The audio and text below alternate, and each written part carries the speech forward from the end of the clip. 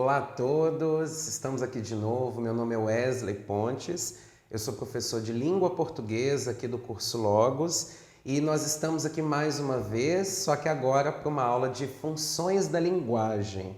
É um conteúdo que não é cobrado com muita frequência nos concursos, mas eu tenho certeza que se você está aqui nos assistindo é porque lá no seu edital tem esse tópico de funções da linguagem que tem sido cada vez mais cobrado nas provas atuais e eu espero que vocês possam aprender esse tópico que é realmente um aspecto da gramática bem mais tranquilo. Antes de você entender as funções da linguagem, o que é uma função da linguagem, é fundamental que você entenda os chamados elementos da comunicação.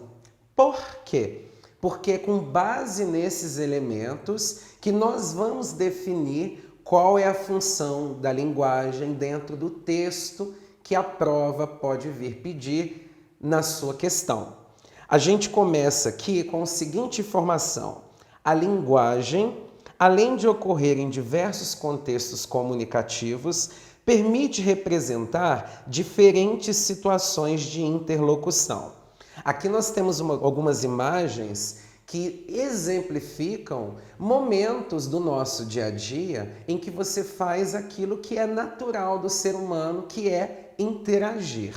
Nessa interação, você estabelece a comunicação usando a língua portuguesa ou outros códigos. Pode ser por meio de um sinal, pode ser por meio de um som, pode ser por meio de uma cor, como semáforo do trânsito. Se você para perceber, durante todo o seu dia há interlocuções acontecendo. Seja você a pessoa que emite a informação ou seja você a pessoa que recebe essa informação. Aqui nós temos alguns exemplos. Uma conversa num café ou num bar, como vocês preferirem. Um e-mail em que você se dirige a alguém, seja de forma mais formal, dependendo do contexto ou não, e uma conversa por meio da linguagem brasileira de sinais, a chamada Libras. O que a gente compreende é que nós somos seres permeados pela linguagem e ela está presente na nossa vida desde quando nós acordamos até o momento em que nós dormimos. Na realidade, a gente pode falar que tudo é linguagem. A roupa que você veste, as cores que você escolhe para a sua maquiagem, os acessórios que você escolhe, o gesto que você faz, um olhar ou simplesmente um simples barulho com uma intenção comunicativa, em todos esses aspectos nós estamos falando da linguagem. Continuando, dentro dessa concepção de linguagem, existem alguns teóricos que estudam como se dá o processo de comunicação. Essa matéria que a gente está estudando agora, que é a de funções da linguagem, existe uma teoria de um linguista chamado Roman Jakobson. O Roman Jakobson traz para a gente a ideia de que a comunicação é um circuito fechado no qual existem alguns elementos, que são os chamados elementos da comunicação. Acompanhe então comigo. O estudo dessas situações levou o linguista russo Roman Jakobson a criar um modelo explicativo para a comunicação verbal, a que deu o nome de teoria da comunicação. Aí vocês podem ver uma foto do livrinho dele, de um dos livros desse linguista, e eu quero deixar muito claro que essa teoria que ele tem sobre a comunicação é muito estudada, até mesmo pelo pessoal de comunicação social, só que ela tem muitas críticas, porque segundo alguns outros teóricos, a comunicação ela é muito mais complexa do que esse sistema, que na opinião de alguns é muito limitado. Nós não vamos nos ater aqui a essas divergências teóricas, porque o nosso objetivo é simplesmente trabalhar dentro dessa teoria, que é o que vai ser cobrado na sua prova. Então, como eu disse para vocês, antes de estudar as funções da linguagem, nós temos que entender os elementos da comunicação. E aqui nós temos um esquema para facilitar para vocês dos 6 elementos da comunicação que acontecem, que estão presentes no evento comunicativo na visão do Roman Jakobson. Nós vamos começar pelo primeiro elemento, que é o emissor. O emissor também pode ser chamado de locutor. O emissor nada mais é que aquele que transmite a informação, aquele que enuncia. Eu não vou usar aqui simplesmente o termo aquele que fala, porque a gente já sabe que a comunicação ela pode acontecer de diversas formas. A fala é um dos instrumentos usados para que ela aconteça, mas a comunicação em si pode acontecer com outros códigos, como eu já expliquei anteriormente. A comunicação pode acontecer por meio de uma expressão facial, por meio de um gesto manualmente feito, por meio de um balbúcio ou por meio de alguma simbologia que eu posso usar externa ao meu corpo, que não necessariamente envolve língua e principalmente a língua falada. Então, o primeiro elemento é o emissor. Na visão dele, é aquele que emite a informação. E o emissor sempre é aquela pessoa que emite uma informação para alguém, que é o nosso segundo elemento da comunicação, o receptor, que você também pode chamar de interlocutor. O receptor ou interlocutor é aquele que está recebendo a informação que eu estou transmitindo.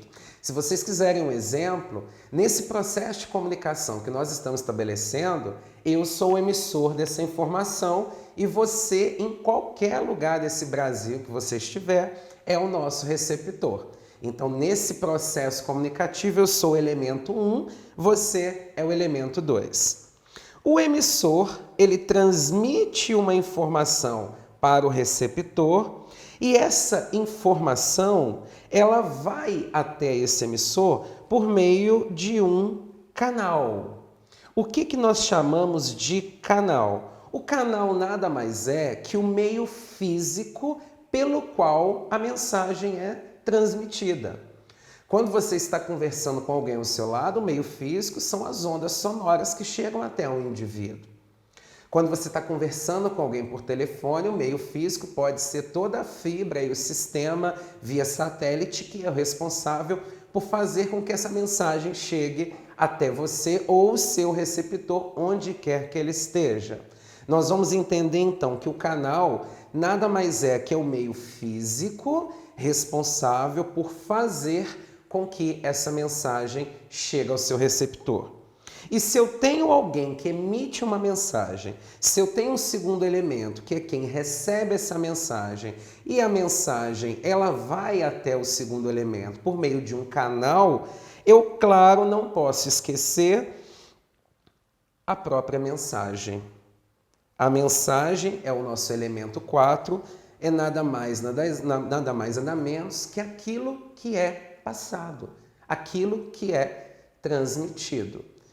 Essa mensagem pode ser mais elaborada, menos elaborada, mas ela se refere ao conteúdo, aquilo propriamente dito que é escrito, falado, enunciado de uma forma mais genérica, que faz uso, por exemplo, de um código. A palavra código aqui significa o conjunto de regras que regem alguma determinada funcionalidade. O que eu estou usando com vocês hoje é o código verbal. Nós estamos usando a língua portuguesa. Quando você se pega diante de uma pintura, o código que o autor utilizou para te transmitir a informação é nada mais do que as cores e a tinta. Quando você está num trânsito e vê um semáforo, o código daquele semáforo nada mais é do que as cores. Nós vamos chamar de código aquele sistema que é socialmente aceito para se transmitir a informação. E o tópico, aquilo que é falado, o assunto, o referente é o nosso contexto, que é o sexto elemento. Nós vamos chamar também de referente. O contexto é como se você quisesse saber o que está sendo falado. O nosso contexto aqui, no caso, é uma aula sobre funções da linguagem. Essa aula sobre funções da linguagem está sendo feita por mim, Wesley, o emissor, dirigida a você, o nosso receptor. A mensagem é tudo aquilo que eu estou falando para vocês nesse momento. O canal que nós estamos usando são as fibras responsáveis por fazer com que você esteja aí assistindo o que eu estou fazendo do lado de cá. E o código a ser usado é a língua portuguesa na sua manifestação oral, na sua manifestação falada e também na manifestação escrita, que é o chamada língua mista, linguagem mista. Esses são os elementos da comunicação. Vamos fazer então um resumo sobre eles? Vem comigo. Então, de acordo com o circuito de comunicação do Jacobson, os elementos da comunicação são os seguintes: os participantes de um ato comunicativo, o emissor, que você também pode chamar de locutor ou remetente. Locutor, lembra do locutor de rádio? Pois é, nesse circuito de comunicação é ele quem emite o conteúdo que você escuta na sua casa. O receptor também podendo ser chamado de locutário ou destinatário. Essa informação é transmitida por meio de um meio físico, que é o canal onde circula a mensagem. A mensagem é o conjunto de enunciados produzidos pela seleção e combinação de signos realizados por um determinado indivíduo. O código trata-se do sistema que é utilizado pelos envolvidos. O contexto, que também é chamado de referente, é o conteúdo, o assunto da mensagem. Então, nós temos aqui os 6 elementos da comunicação. Então, o que você vai guardar? Quando a gente fala de elementos da comunicação, eu tenho 6 elementos. E, automaticamente, nós vamos ter 6 funções da linguagem. Já que agora a gente já sabe quais são os elementos da comunicação, nós vamos passar a estudar as funções da linguagem. Quando você estiver diante de uma prova que cobrar de você a função da linguagem, você vai pensar em 2 coisas. Primeira coisa, a função da linguagem ela tem a ver com qual dos elementos da comunicação eu estou colocando em evidência. A gente viu que no nosso dia a dia há muitos sistemas de comunicação, há muitas formas de interação. Uma mensagem que você troca no WhatsApp, uma conversa em um bar, uma conversa com um vizinho ou com uma pessoa da sua casa, um bilhete que você deixa na porta da geladeira, um telefonema que você recebe ou faz. No dia a dia você faz isso de forma natural e às vezes até de forma demasiada. Tem gente que exagera nas falas. No caso das funções da linguagem, você vai entender que em cada contexto comunicativo, um desses elementos vai ter predominância. Na realidade, um desses elementos vai receber mais atenção. E dentro dessa atenção que esse elemento recebe, é que nós vamos classificar a função da linguagem. A segunda coisa que eu acho importante destacar, e daqui a pouco a gente vai sistematizar isso, nós vamos ver com mais detalhes, é que nas funções da linguagem, nem sempre um trecho que a prova te der, um texto que a prova te der, tem apenas uma função. É por isso que vocês vão ficar muito atentos nos enunciados na palavra predominante. Porque senão você está diante de um trecho que tem 2 elementos em evidência e logo 2 funções comunicativas e você não sabe qual é a função da linguagem ali de acordo com a resposta. E aí você vai ter que olhar a predominante, aquela que indica a função comunicativa, a intenção do enunciador.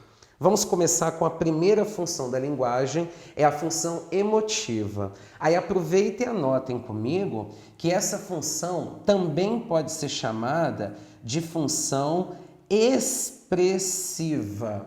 É importante vocês guardarem esses nomes porque Tem prova que pode aparecer função emotiva. Tem prova que pode te pedir a função expressiva. Então é importante você saber que esses dois nomes podem aparecer. Vamos ver um exemplo para a gente entender do que se trata.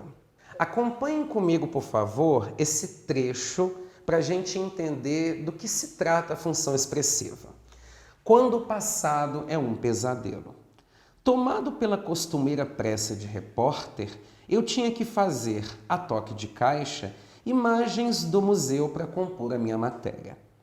Quando chegamos ao primeiro corredor, o eixo da continuidade, tentei pedir algo à Bárbara, funcionária do museu que nos acompanhava. Não consegui falar. Tudo foi se desfazendo, todos os sentimentos e emoções, e também as racionalizações, reflexões ou desalentos mediados pelo intelecto.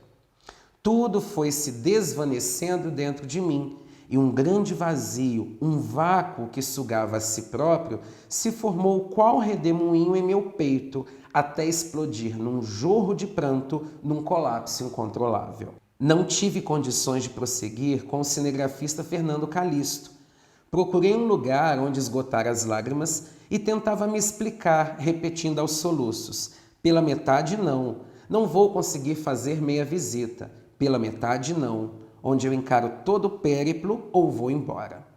Não consegui nenhuma coisa nem outra, nem parei de chorar, nem me recompus, nem me atrevi a percorrer todos os corredores, nem tampouco resisti a penetrar nos espaços desconcertantes do Museu Judaico de Berlim.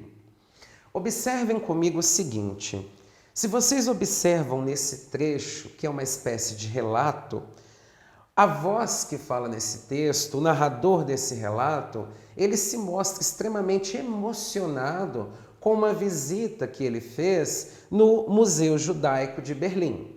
Muito provavelmente ele se sentiu personalizado, ele se sentiu tocado, que é uma função catártica da arte, por aquilo que ele viu na amostra que ele estava visitando.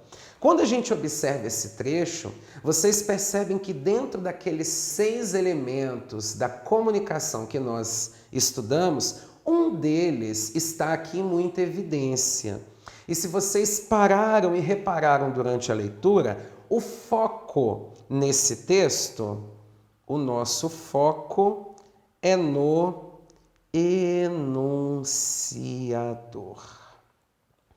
Percebam que o foco é no enunciador, nas suas emoções, nos seus sentimentos.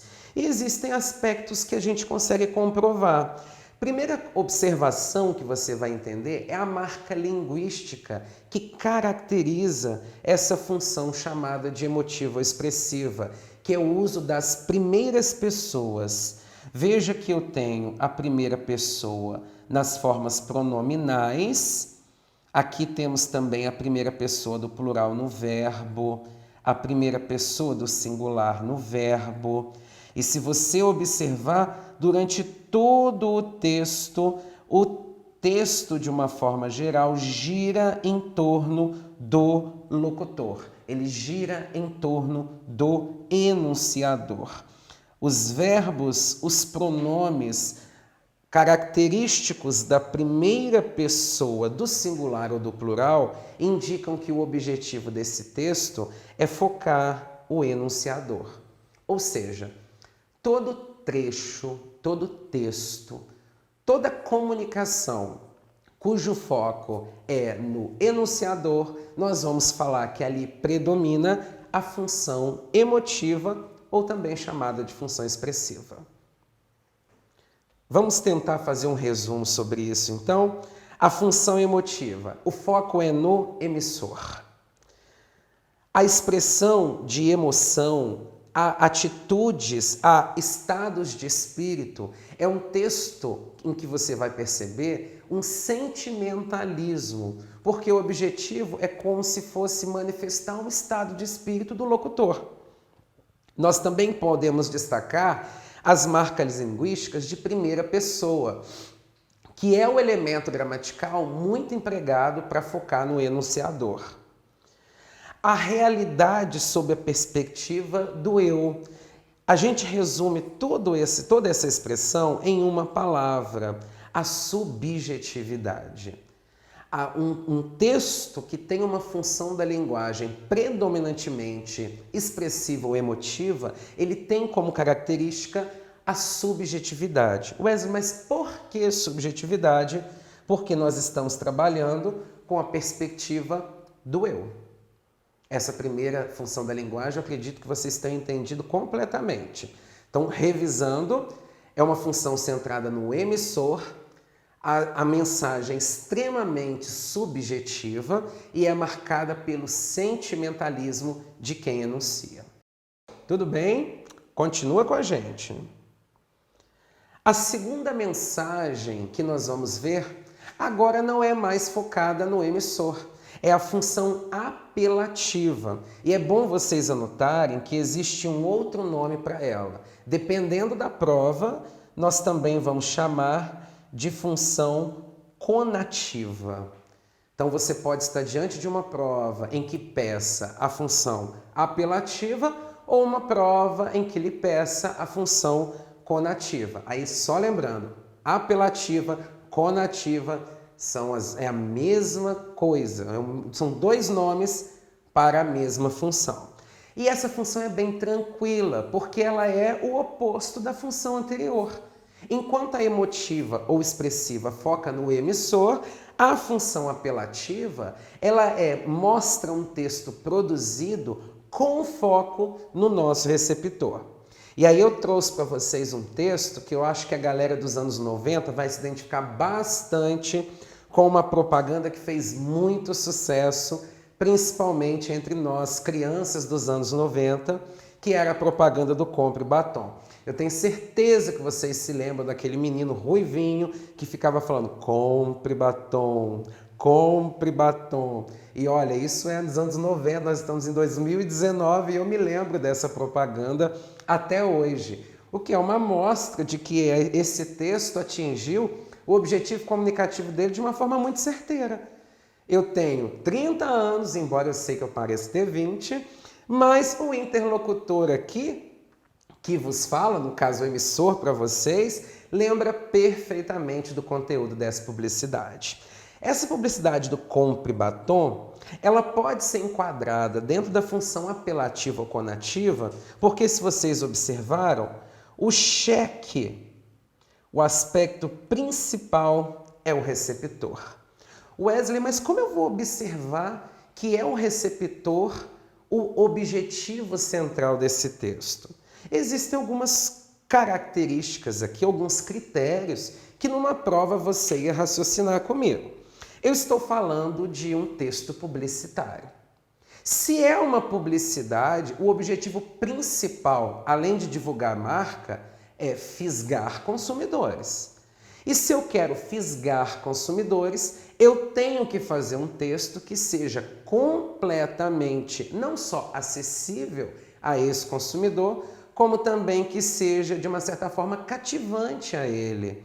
Se vocês observarem aqui, nós temos uma marca linguística muito peculiar à função apelativa ou conotativa, que é o modo verbal imperativo. Anotem aí, ó, modo imperativo. O modo imperativo é uma marca dos textos conativos, da função da linguagem apelativa. Wesley, mas por que o modo imperativo? Dentro dos modos verbais que vocês já estudaram, e se não estudaram, espero que estejam com a gente nos próximos módulos, estudem com a gente, o modo imperativo se resume àquele em que eu utilizo o verbo com a intenção de mudar o comportamento do meu interlocutor. Então, quando eu digo compre batom, eu estou quase fazendo uma ordem, um certo encantamento com o objetivo de fisgar o meu receptor, o meu locutário.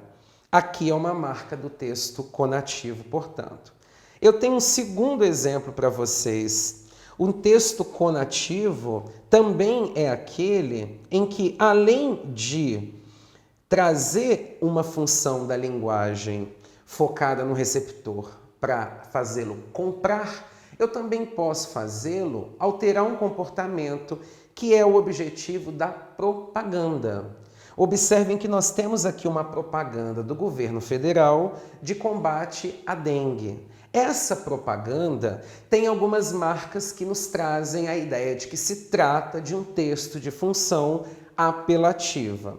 Percebam novamente o imperativo que nós falamos na propaganda do batom. Percebam a interlocução direta, ou seja, a enunciação de forma direta com o interlocutor por meio do pronome sua. Lá embaixo nós temos mais um imperativo, mais uma palavra que mostra uma interlocução direta.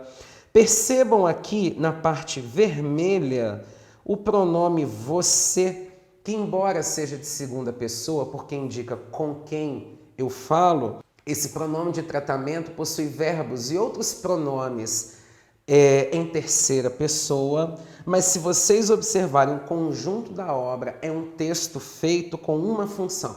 A função é atingir um público-alvo e fazê-lo alterar o seu comportamento. No caso, é alterar o comportamento para se prevenir contra o Aedes aegypti. Então, qual é a conclusão a que podemos chegar da função da linguagem conativa?